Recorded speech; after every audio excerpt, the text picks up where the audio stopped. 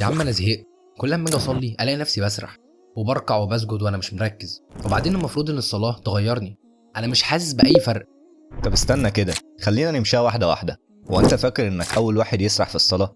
ده النبي صلى الله عليه وسلم قال: ان احدكم اذا قام يصلي جاء الشيطان فقال له: اذكر كذا وكذا. اه ماشي، بس انا حرفيا ممكن اخلص الصلاه وانا مش فاكر اصلا انا قلت ايه. وبعدين هي الصلاه مش المفروض تنهي عن الفحشاء والمنكر؟ انا لسه بغلط برضو. لحظة بس، هو الفرق بين اللي بيصلي وبيحس واللي بيصلي وبيعدي مش في الصلاة نفسها، دي في القلب. يعني انت لما بتدخل الصلاة ايه نيتك؟ بتدخل عشان تؤدي الفرض ولا عشان تقف قدام ربنا وتفضفض وتطلب وتتغير؟ انا بصراحه بقيت بصلي عشان اريح ضميري. وهو ده اللي مخليك مش حاسس. الصلاة مش فرض والسلام، دي لقاء مع ربنا.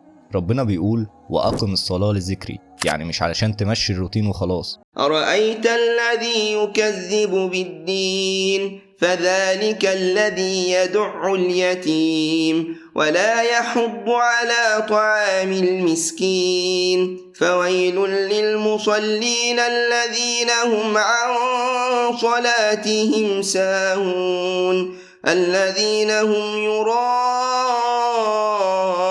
ويمنعون الماعون.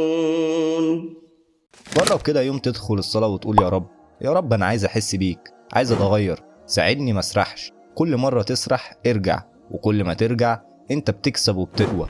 طب لو فضلت اسرح يعني هتتقبل مني؟ وكمان هتغير امتى؟ الصبر يا صاحبي، القلب ده مش زرار، ده محتاج تدريب. واوعى تستهين بأي صلاة حتى لو كنت سارح. النبي صلى الله عليه وسلم قال إن ربنا بيقسم الصلاة بينه وبين العبد نصفين. تخيل ربنا بيسمعك حتى وانت مش مركز وبيستناك ترجع. يعني ابدا منين؟ ابدأ بدعاء قبل الصلاة، خليك صريح مع ربنا وقول: يا رب ساعدني أعيش الصلاة، مش هعديها وخلاص. وجرب تقرأ بتدبر حتى لو آية واحدة بس، وشوف تأثيرها على قلبك. الصلاة مش عبء، الصلاة راحة.